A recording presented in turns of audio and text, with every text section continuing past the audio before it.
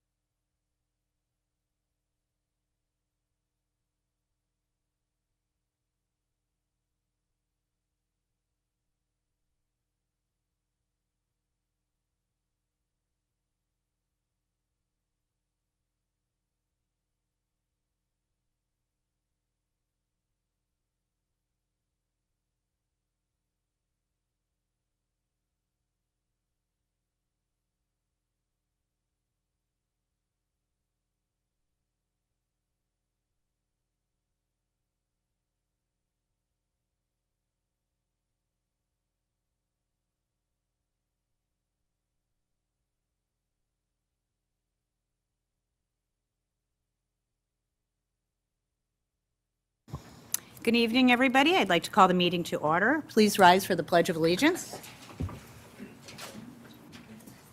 I pledge allegiance to the flag of the United States of America and to the republic for which it stands, one nation, under God, indivisible, with liberty and justice for all.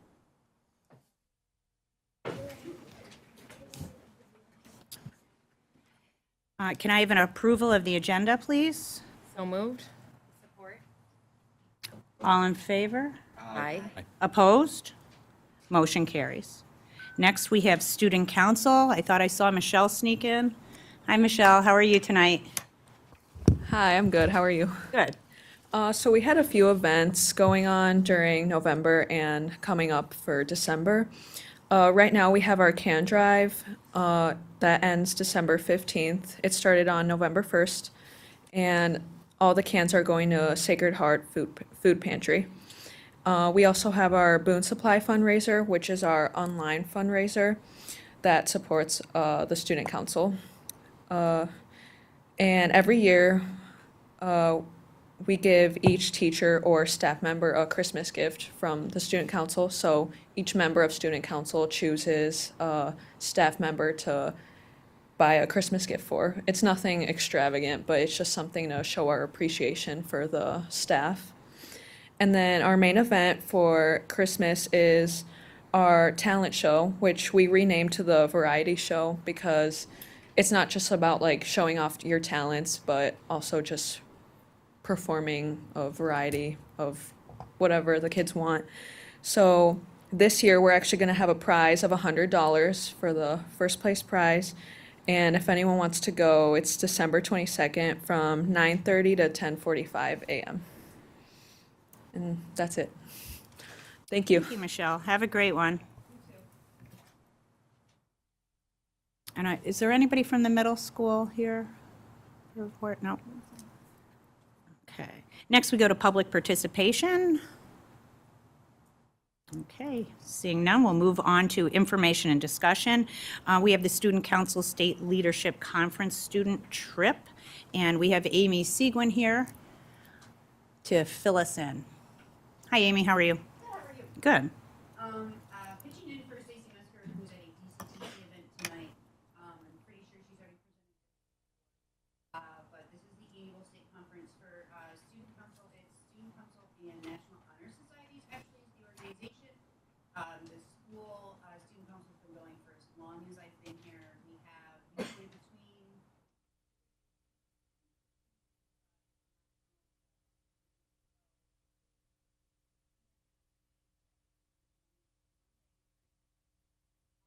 and the MASC.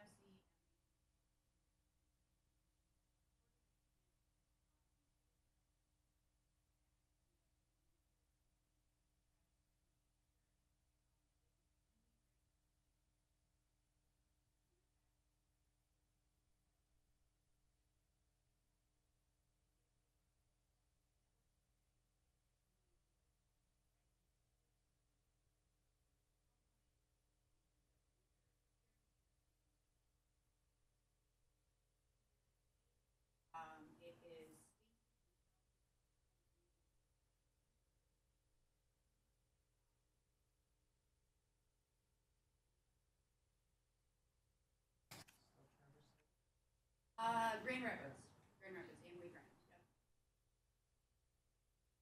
Grand. Yep. Any questions for Amy? Easy. Thank you for coming out. I appreciate it. Amy, you got to stay and hear this, though.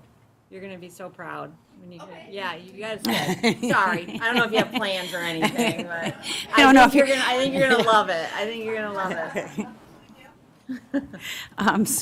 Next, we have a presentation. I'd like to welcome Amy Nielsen. Maybe you can give us some little bit of background on it and tell us what it's all about. And introduce the Yes, kiddos. and of course, Is it on? Okay, green.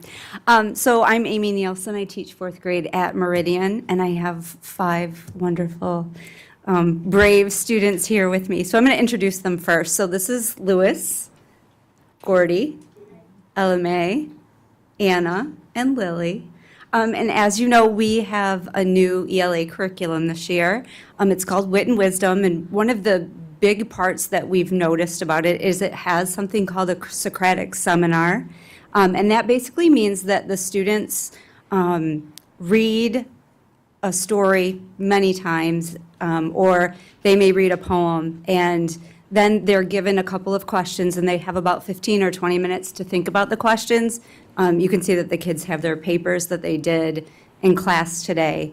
So they kind of reflect on a couple of the questions, and then after that, they get together and they have this conversation that requires them to really listen to each other, to pay attention, and then respond to each other based on what they've heard. So we've done a few of these this year. They're amazing at it. So I'm going to bring the mic over and let the kids kind of lead this little conversation. While she's getting set up, so some of the things that are really important as a part of the Socratic seminar that the kids are learning at a really young age is citing textual evidence. So no, you're fine. I got you. So when they're not just reading one piece of literature, but they actually get several different pieces of literature, and that's an important part of the state standards, is that they're actually able to synthesize different pieces of text.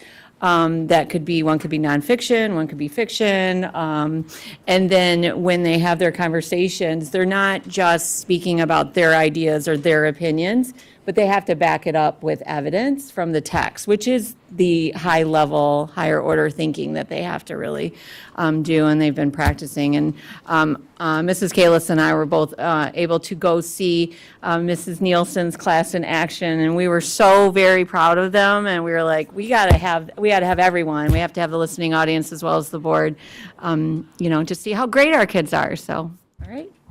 So Anna's going to start for us. She's going to read the question, and then maybe the first one. How does this setting affect the character as in All Summer in a Day? Use evidence from the story to support your answer. Setting affects the character in the story All Summer in a Day because when William is inside, he is really mean to Margot and when it's raining, and then when it's sunny, they're all happy because they don't get to see the sun a lot. I agree, and I think it causes other emotions too. Like, I think the rainy, dreary setting seems to make him more sad, depressed. It seems to make William more angry and jealous. And when the kids go outside, I think it's sunny out and they get happy and more carefree. I think the setting affects the story, not the story, the characters, because it's always dark and rainy outside, and it makes them sad and depressed. And when they're sad and depressed, they get kind of mean and angry at people, but they all direct it at Margot. And then the sun comes out and they're all happy. I agree with Gordy because it's always dark and rainy, and that makes me feel like they're sad. And then when the sun comes out, I feel like they're all happy.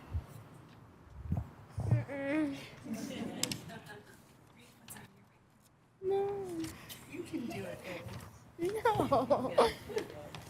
All right, so we have another question also. You do the next question. What is the theme of the story? Use evidence from the story to support your answer. I think the theme is when it's dark outside, and it's dark and rainy outside, don't let that affect your mood. I can add on a little bit to what Gordy said, because I think the theme of the story is jealousy is a dangerous emotion if you don't act right on it, because William was really jealous of Margot, and it made him really mean to her. In the story, it said that they locked her in a closet, and that's because he was jealous of her. And if he used jealousy to danger, no, it was not good.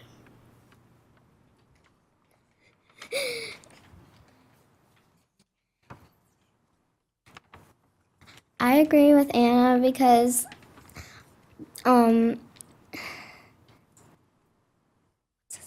William was definitely jealous when that Margot got to see the sun and he didn't.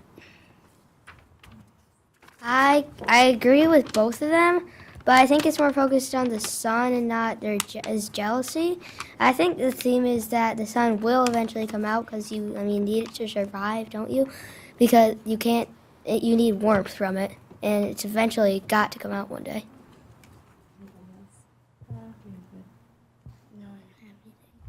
All right, I think we're done. Didn't they do such a good job? That was so impressive, and to do that in front of all of these people, some of which you don't know, was amazing, you guys. It was so awesome, so.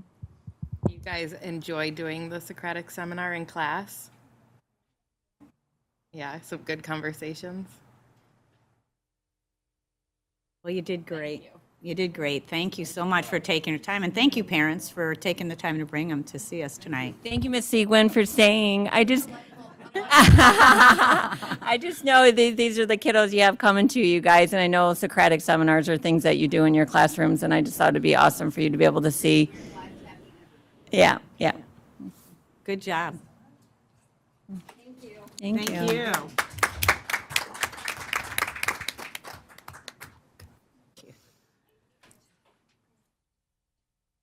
Okay, next on the agenda, we have work-based learning, and we have Andrea Deshawn here to present tonight.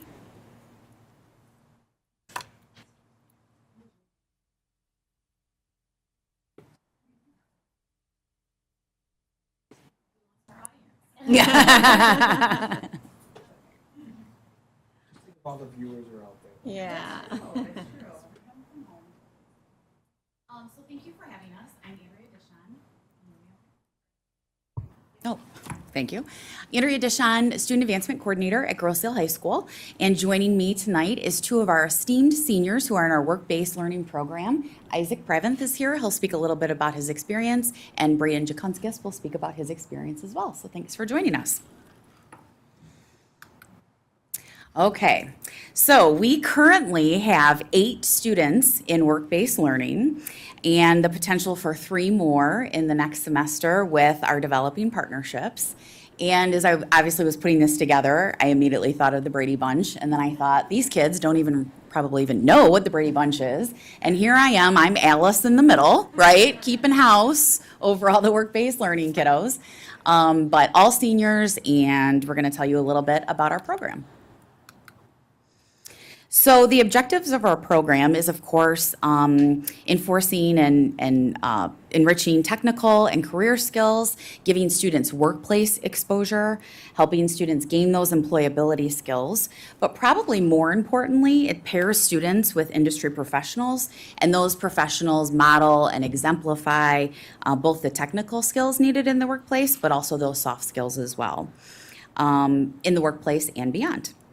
It expands learning out of the classroom into the community, and as these young men will attest, it gives students real-world, applicable, hands-on experiences that are really relevant to what they're learning and experiencing. One of our partners, one of our employers, is Jennifer Dermody, who's the owner of Building Blocks. And as you can see, I won't read this whole quote, but she definitely highlights the invaluable experience that our students are getting at a young age. They're definitely getting a realistic view of the working world, and will really help them decide if this is a field that they truly are interested in going into. Unfortunately, sometimes students will make a decision and spend a lot of time and money on an education in a field that maybe they didn't really love so much and have to do a little bit of pivoting. So certainly giving them this opportunity to get out into the workforce and get an idea of what they may like or may not like is a good taste of what's to come. And as a business owner, she benefits greatly the partnerships that she is building with Grosse Hill Township Schools. So we currently have 8 partners. One just joined today, very exciting. We'll speak a little bit to each of them. We have Cheryl Zemke Boutique in downtown Wyandotte. We have Grosse Hill Township, Building Blocks, Jason Zarnick at Island Realty, Dr. Raspberry, Village Animal Health, BASF, Isaac will speak to, RJ Howie, which Braden will speak to, and just joining us today is the Detroit Boiler Company. We also are developing partnerships with a few additional businesses. or organizations. So I spoke with Dr. Paul Glore at the Grosse Seal Nature and Land Conservancy, and at this point with the new education center, they're not really ready for a placement at this time, but the partnership was really evident. And so got together with him, really impressive center if you haven't been there already, it's lovely, and connected him with the high school science department, and we got a, like right away, came in and he was a guest speaker in one of the biology classes. We decided that the students were so interested that we were gonna resurrect the environmental club from once upon a time at the high school. And we believe that this partnership with the Nature and Land Conservancy is going to lead to a lot of student opportunities for them to volunteer, to revamp some of the educational programs that the Conservancy has been working on. And then there's also a lot of project-based learning opportunities for our students to participate in as well. So even though, again, not really ready for a placement, really great partnership with the community organization. We also are developing a partnership with Century 21 River Point. So I met with the leadership team and with all of their realtors, and they were very excited to participate. So hopefully we can start getting students in next semester or even next year. When I met with the leadership team and the realtors, they were really excited to hear about the work-based learning program, but they also were really excited just to hear about what's going on at Grosse Seal High School and about the career pathways and all the great exciting things so that they can then share all of that information with their clients who are potentially considering moving to Grosse Seal and putting their kids in Grosse Seal Township schools. And then lastly, our developing partnership with the Grosse Seal Fire Department is really exciting. Kind of a long backstory that I'll spare you, but we definitely have 2 students who are interested for next semester with the potential of a few more. And of course, this would be exposing students to the fire and EMT program. And it's really just a win-win for the community. Certainly, the fire department is looking for more volunteers and just kind of builds like a little bit of a grow your own type of program. So really excited to have that community partnership as well. And then just this week, we have meetings with Target Steel to potentially take students next year, and Woodhaven Animal Hospital to potentially take a student next semester. We have a young lady who's a senior, and she's going to Michigan State next year, wants to study veterinary medicine, but really hasn't had any experiences in a veterinarian's office yet. So I said, let's get into a veterinarian's office and see if you really like that, because again, you might want to do some pivoting and do something else related, but not at that exact field at Michigan State next year, or further on in her career. So very excited about those developing partnerships. Okay, so now I'm going to take a break from talking. So Braden's going to tell you a little bit about his experience. Hello, my name is Braden Zakonskis, and I'm currently working at R.J. Howie Architecture Firm in Trenton. A typical day in the office, well, a typical day we start at the office, and at the office we draw blueprints and we measure out the structure of our building, and then after that we have to write up the payment of the project we're currently working on so that we can tell the owner of the project. Then after that, we actually go out to the current job sites we're working on, which right now we have a house that we're building in Gibraltar, and then another home in Trenton. The home in Gibraltar is almost done being built, and I get to see it built from like start of digging the basement all the way to like the last cabinet being even put in the kitchen.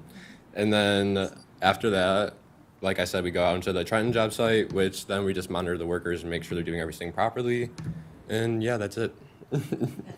Yeah, I mean, that's all.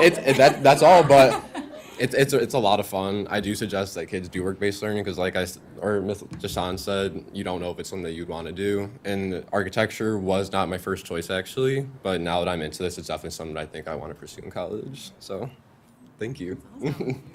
That's awesome. I loved how he said we've been there since the ground, you know, from the groundbreaking. Yep, that's right. Okay. And so we have a few students who, of course, aren't able to join us, so I just want to briefly talk about their experiences as well. Willow Kehoe is currently working at Cheryl Zemke Boutique, and right now the boutique's been really busy with revamping and overhauling a lot of the Boar's Head costumes. So the entire upstairs of the boutique is just stocked full. I mean, that picture really doesn't do it justice of all of the many, many, many costumes. And the day that I visited her, as you can see, she was working on these papier-mâché swan heads for the Boar's Head Festival. If you haven't been there in the boutique, she has a lot of like handcrafted items, gifts, artwork. She also does alterations.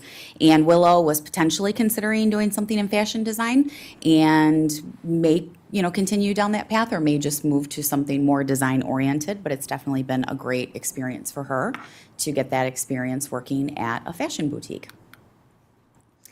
Alyssa Ice has been working with Jason Zarnick at Island Realty, and she's been learning about being both a real estate agent and broker. The day that I stopped by, she was doing some price analysis and like telling me all about the MLS and comparisons. I was really impressed. She's definitely, gone to open houses, listing appointments. She's gone to a few closings. So she's definitely getting a really good breadth of experience. And as she was learning, and Jason highlighted, the career of real estate could definitely be a great part-time position in life, or even, of course, a full-time job as well, for any student who's really interested in real estate. And nowadays, a lot of kids are interested in real estate because they watch all the different real estate shows and design shows. We have Evangeline Daly, who's working at Grosse-Ile Township under Supervisor Derek Thiel. She has had a bunch of different experiences. She's been in DPS. She had an opportunity to do a ride-along for 2 days with the Grosse-Ile Police. The day I visited, she had been out in the field. I think there was some residents had called in with some comments or concerns. So Derek had her drive out and kind of investigate what was going on and take some photos. She's done water samples for DPW. She has reviewed various documents, agendas, minutes. Just a lot of really cool experience for her in public government. Okay, Isaac's going to tell you about BASF. Good evening, everyone. My name is Isaac, and I work at BASF. German acronyms, so I cannot explain what the acronyms are. But anyways, so I've gone to two sites right now. EPC, which is Engineering Plastics Compounding. There they make the plastic pellets that go into your cars, like your seats, to reinforce your seats. And I got to hang out with the different engineers, safety specialists, everyone, so I can get a feel of like what chemical engineering was. And next I went to Polyol, which is a place where they make the chemical polyurethane, which is a foam that is in your seats. Could be in your seats too. And I also got to talk with most of the engineers. So my main goal for going to BSF was to see what chemical engineering was, because when I first came in, I didn't know what chemical engineering was. So when I came in, I've seen that there's like many different routes you can take as a chemical engineer. You could be a production engineer, which is where you try to optimize the process of your your system. And then you have your controls engineer, which is like your programmer for your whole machine, because in Polyol they have reactors, so they have to react all the chemicals together to make the polyurethane, so they have to have a basically programmer. And so I saw there's different routes that I could take, and before I didn't know what it was, but I'm getting more interested in chemical engineering, and as the year goes on throughout the school year, I hope to learn more. And mostly everyone's friendly there, so that's a good thing. Yeah, I've been learning a lot. Wow, good. Are you both thinking about doing it second semester as well, or just first? You want to continue into second semester? Okay, that's great. That's great. It's a great environment to be in, so. Thank you. And I have to say that the day that I visited Isaac, that little notebook that he has, he's really feverishly taking notes, and he was sitting in on a conference call, and this conversation was way over my head, and he's just jotting it down. I'm like, do you know how to spell all this? Do you know what they're talking about? He's like, yeah. I'm like, okay. So really great experience, and just a lot of really important even workplace lessons. There's obviously a lot of safety. There's a lot of security. There's a lot of privacy. I couldn't even take any photos, of course, while I was there. So just even getting an experience to work in a plant environment has been a really cool experience for Isaac as well. Grace Keenan is working at Village Animal with Dr. Raspberry. She's definitely interested in investigating different vet tech programs, and I think she's been doing that her senior year, kind of trying to get a feel for what she would like to do next year, but definitely wants to stay in the vet tech field. It's definitely a bustling office. She was working in various technical capacities when I was there assisting. There was even like an animal emergency that kind of came in really quickly, and I was surprised how cool and calm and confident she was with helping assist in that. She's very much a natural with animals. You can really tell that she enjoys her experiences there. Sammy Bowl is working at Building Blocks, and the day that I visited, the kids were all in nap, so didn't really get much of an experience, but got to talk to her a little bit. She took me into the infant room, and you could just tell, like, hearing her talk so passionately about how much that she enjoyed the work and working with the kids.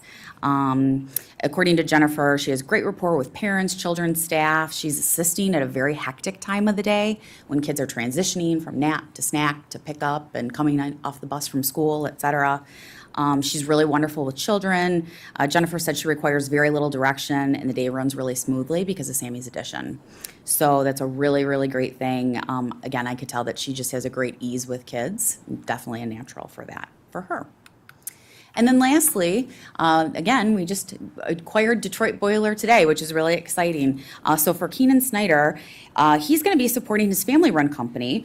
He's going to be working in the capacity of like a parts runner, shop attendant, just like kind of general labor around the building to get a feel for this business, which is his family business, multi-generational, began with his grandfather and is now being run by his mother, Laura.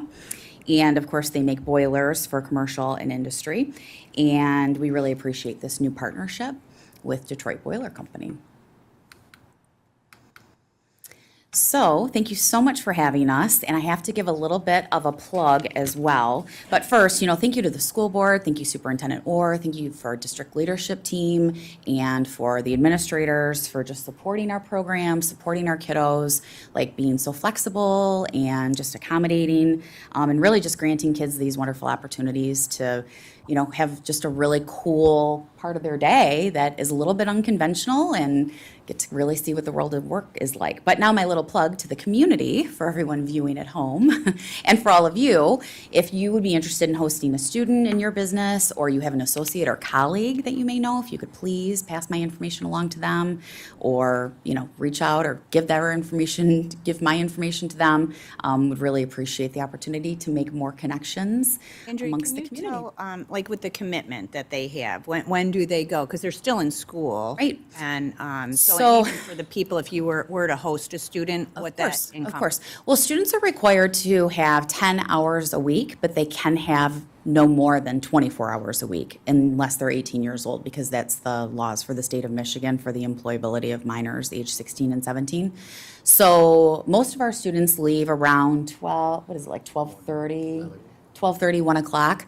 And some are in paid positions, some are in unpaid positions. They don't all have to work 2 hours a day, 5 days a week. However, they kind of want to gain their 10 hours a week or more. And there's, quite a bit of paperwork that goes along with it, but that's all like done on my end, of course. But just the commitment of having a student could be for a semester, could be for an entire year. Business or organization might say, well, we've participated for 1 year and we're going to take a break for a while. My goal as student advancement coordinator is to just really get like a big portfolio of different companies to choose from, almost like a menu. Because I think that some students are going to walk into the Student Advancement Center and say, I want to do work-based learning, and this is where I want to go, and here's who you need to call, because I've already had some do that, right? But then I think some are going to be like, I don't really know, what do you have? And so if I can at least give them like a menu of who and what companies and organizations are willing to participate, I think it'll be really beneficial. And I have to keep reminding myself, the employers, and the students that just because we're placing you in a certain field, it doesn't necessarily mean that you'll be doing something super technical in that field. So let's say like for Target Steel, for example, a student might say, I don't know if I'm really interested in that line of work. Okay, well, there's an HR office there, right? You could be interested in HR. You could be interested in the other logistical parts of it, maybe not so much the technicality of what the business does. So that's something really important as well. I think that's been a huge blessing for having you in this position, Andrea, because I think you've done a really good job thinking outside the box when it's come to all of the different opportunities with the fact that I've heard you talk to kids about, well, you know, maybe you want to work in the HR office, or maybe you want to work in the accounting office, or maybe, so that's good. What is your day look like? What is your position about? This is a new position. We did a one Grosse Ile minute on it. Yes, thank you. Told families that your position exists. I know Mr. Whitehouse was in the position last year, and you've kind of taken it to the next level, but you've talked about going and visiting the students. So what is your role as student advancement coordinator? Sure. So my day starts at the high school like around 9:30 because I do teach the 2 hours of innovation in the morning at the middle school, which I love. That fuels my day. And then I get over to the high school and I work with the high school kiddos that are taking online courses. I do the student engagements with them. But then with the work-based learning kids, of course, all the paperwork that goes along with it, checking in with them. I visit their sites every 9 weeks, but really, ideally more once I really get it up and running because they're so close. I would like to be able to pop in as needed. And then just really spending a lot of time trying to make connections and leads. And I've always thought, I don't want to go on and on, but I've always thought being an employee here for as long as I have, that we just have so many untapped resources for how many families have businesses or are small business owners or have affiliations with family-run businesses. And now what a great opportunity. So shortly after I took the position, my husband and I were driving up north and I just literally got out my notebook and just started brainstorming as many people that I could just think of off the top of my head. And parents were coming up to me at parent-teacher conferences. Do you have a flyer? Do you have a business card? My friend so-and-so has a business, or would you think about this? So that's just been such a great thing. And I could really see this. I mean, you figure if we have 8 kids out now and the potential of 3 or 4 next semester easily, maybe even more, because I think once that fire program gets going with the fire EMT, I think we're going to get a lot of students interested in that. And again, they can leave for 10 hours a week, but they also can just do it for 1 hour a week, 1 hour a day, so 5 hours a week as well. So they don't even have to make that big of a commitment if they don't want to. But I really could see this really blowing up into, 15, 20 or more kids a year. And I think that would just be a great experience. And then it could maybe even transition to more of a job shadowing type thing. Or maybe kids just go into different, businesses to do different kinds of work-based learning small projects that kind of go along with the curriculum for their different classes that they're taking. Or maybe they just want to interview a certain business owner or somebody who works in a certain field to do some, textual evidence for one of their reports or research papers that they're working on. So again, I just think having all of this canon of community members or just downriver community members that are willing to work with us, I think it's just we really have a lot of endless possibilities. Andrea, how do you go about, rather than having people reaching out to you, do you reach out and do any scouting yourself? I have been, yes. So I've just been, not having a real business background. It's been some new learning curve for me as well, but kind of cold calling and putting out emails. I was invited to the Southern Wayne County Region I'm saying that wrong, the chamber. And that was a really cool networking experience that I had never done before, where you had to walk, everybody does an elevator pitch. And then at the end, it was so cool. They passed around the box of the business cards, and I think I cleaned out the whole box. I teased them about that. And then it was cool because when the meeting was over, I was, didn't want to beeline to people, but I was kind of surprised how many people beeline to me. Tell me more about this. I ran into a friend from high school, and she's now working for a small cybersecurity company downriver. And she's like, we would love to have kids come in. She goes, I don't know if we could commit to a whole semester or a year, but we could have a kid come in for a couple weeks just to even see if they would like it. So again, I really think that there's a lot of different ways that this program could just support giving kids really cool opportunities to get a taste for what the workplace is like. Yeah, and just to connect it back to the strategic plan for the board and the listening audience, if you remember, one of our, or as you know, I should say, one of our targets is about increasing students who graduate with their market value assets. So Andrea, she's doing a great job explaining her role with regard to work-based learning, but she's actually really overarching all of our like she's making sure that kids are connecting with DCTC. She's making sure that our virtual program, she's running that. She's doing the work-based learning. She's really in charge of all the flexible learning options, because our goal is that every single senior is walking out of Grosse-Ile High School with a market value asset of some sort, whether it's a skill or credential they're getting through DCTC, whether it's a work-based learning experience, an internship, a job shadow, maybe it's the virtual learning platform and doing things through that. But every single one of our students will have some sort of experience or asset that they can put on their college application or their resume. And she's really in charge of all of that. So, and it's growing, and it's. Thank you. I got a little stuck on the work-based learning. No, but that's what you're presenting on. But I just wanted to connect it to the overall strategic plan. And you know that this is one part of a really big picture of really the transformation that's happening in the district, and especially at the high school, with really being, big picture thinking and thinking out of the box and doing things that are transformative, but that really meet the needs of our kids. These young men are getting amazing experiences that is very different than a traditional high school classroom experience, so that you just can't get it in a classroom. So I've really appreciated, just in the last couple of weeks, I mean, certainly I've been in the school now for, at the high school for like 11 weeks, and I think like my presence is really starting to catch on now, because one day it seemed like I just, like every day or all day long, it was just kid after kid after kid. And like one student came in and said, well, do you think we can? And I said, well, let's figure out why we can't, right? I mean, if there's no reason why we can't, let's figure it out. Or I had one student come in and said, I think I'm stuck. Like, I'm looking at my transcript and I need to fill an hour or two and I don't really know what to do. And I said, well, let's think about it. You don't just have to, always choose the most traditional paths. Let's try to find really creative ways to get you all the experience that you need to be successful. Thank you. Thanks for having us. Thank you. Thank you, guys. Appreciate it. Okay, next we move on to consent grouping.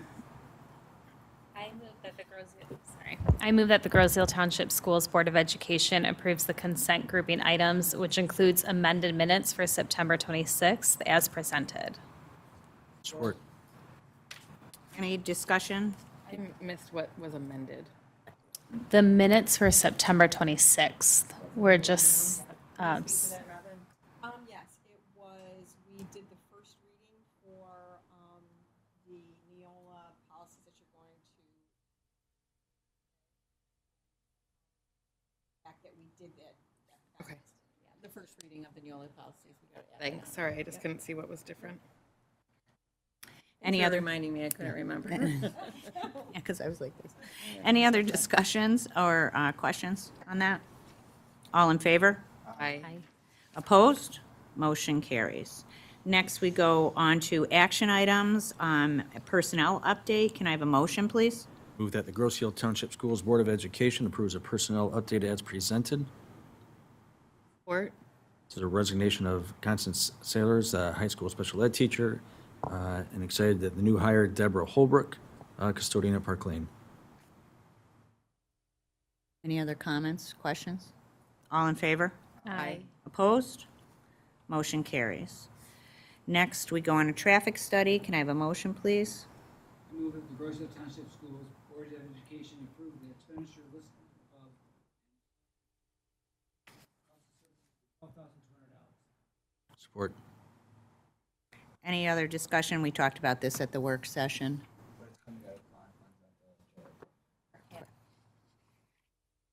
Questions, comments? All in favor? Aye. Opposed? Motion carries. Next, we have the second reading Neola policy. I move that the Grosse-Ile Township Schools Board of Education approves the second and final reading of board policy as presented. Support. This is policy 2266, which is on Title IX, policy 5610 on student discipline. and policy 5611 on the due process rights. Any other questions or comments on this, since it's second reading? Yeah, we talked about it before. All in favor? Aye. Opposed? Motion carries. Next, we have Student Council State Leadership Conference. Can I have a motion, please? Move that the Roseville Township Schools Board of Education approve the overnight field trips as presented. Support. And this is what Amy Seguin just spoke to earlier. Student Council Leadership Conference, correct? Yep, and they do this every year. Any other questions or comments? All in favor? Aye. Opposed? Motion carries. Next, on to the superintendent update. Yeah, I have a couple things tonight. The first is I wanted to congratulate our state qualifiers and state finalists. We've had several, so a lot of students, that we're proud of. In cross country, just wanted to congratulate and acknowledge Jack Fox and Alyssa Court. In girls golf, these are state qualifiers, Kate Bargamian and Hannah Hargrove. And then in diving, Caitlin Molnar and Cameron Waddell are all state qualifiers. And then state finalists, we had an equestrian, Lakely Luton was first place. Also in equestrian, we had Micah Wallace in second place. And then in diving, Caitlin Molnar came in third place at the MHSAA diving state finals. So congratulations to all those students. It's very, very impressive. And then also just to let everyone know that the high school play is this weekend. It's a Wonderful Life. So Christmas play, if anyone out there is able to attend. I believe it's Friday and Saturday night, right, Robin? Yeah, Friday and Saturday night. I also just wanted to thank the Meridian team, Mrs. Garza, as well as the staff and the students who put on a really nice Veterans Day program. They do that every year, and it's a really special thing that they do. So I wanted to recognize them for that. And then hot off the press, received this information a couple hours before the board meeting, so I'm happy to congratulate Stacy Metzger, Rachel Gazzardo, and Dr. Carter. Stacy and Rachel had written a grant, and we received a $173,000 CTE grant to put in a full immersion room at the high school. So I am not going to do justice of explaining exactly what that is, so we'll ask those ladies to come in. But it's pretty much a room that is going to be dedicated. It'll have the technology so that kids will be able to walk inside the room and be inside the human body.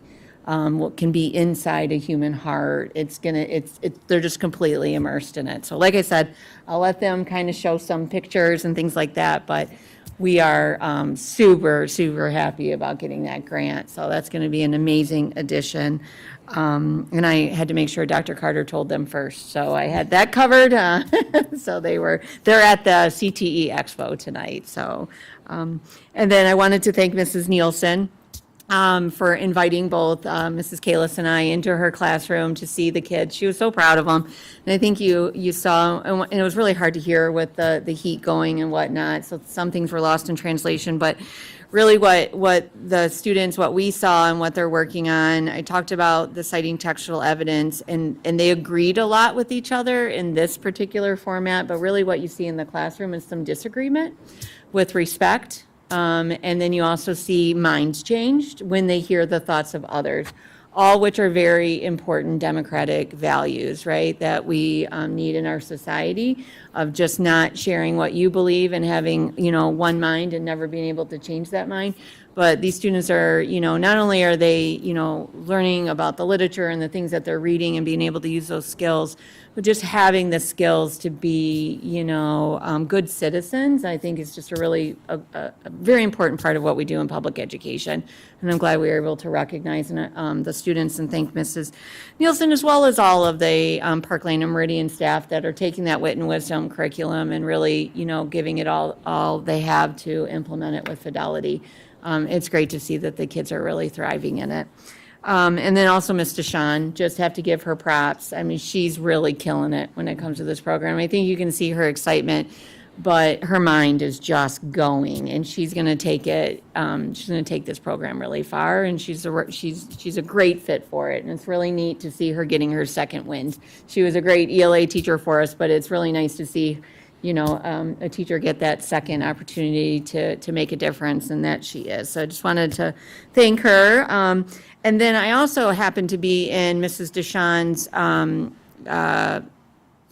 innovation class this morning, and because the kids are starting to get their inventions done, they're going to get ready, the semester's wrapping up, and I was just checking out their inventions, and oh my goodness, they're amazing. They're really cool. I saw chopsticks that had a spoon on the end, so you could just like use chopsticks or flip it around and then use the spoon. I saw a thing that you put over, they said, the kids told me that basketball players don't like to wear their basketball shoes outside. So they've created this rubber that they put on the soles of the basketball shoes to protect it. I saw a Fitbit for a shoe, so you can't cheat and go like this with your arms to get your Fitbit, and it's actually attached to the shoe. I saw a bracelet, an ankle bracelet. A student had been bit by a snake. And so she did research on the scents that repel snakes. And she's created a bracelet that emits the smells that repel the snakes, so that when you're walking in places, it's like a gross eel thing, I guess, got snakes around here. And it'll repel. I mean, these are just some of, it's just really, really neat. So, it's really important that we're teaching our state standards and that, we're increasing our student achievement scores and those state assessment scores. But what really gets me fired up as an educator is that kind of stuff. I mean, we're teaching kids how to think and think deeply and make real contributions to society, whether it's through a Socratic seminar or it's inventing something that's going to benefit society. Like, this is great work that's happening in the district, and I was just super proud to, see some of that. And it's also really nice to see the strategic plan. We're 3 years in, and it being in action, and we're seeing it, and it's there, and it's tangible. So congratulations. It's one thing for us to be the vision people in central office and, through the district leadership team that are helping build that vision, but it's the people who are in these classrooms with the kids and then the kids themselves that are putting it into action. So just wanted to continue to thank them and congratulate them for implementing that strategic plan. That's all I have. Good job. Break before closed session. Yep, we will, Attorney, I can go in a closed Yep. session though, but, okay, I just need a motion to go into closed session. Yes, oh, you need motion first. We have to mention for what, don't we have to say what it's for? You just want to name off the MCL. Oh, I that move is, that we go into closed session per MCL 15.268, section 8E. Support. Yes. Yes. Yes. yes, Yes. Yes. Yes. okay, motion carries. We are going.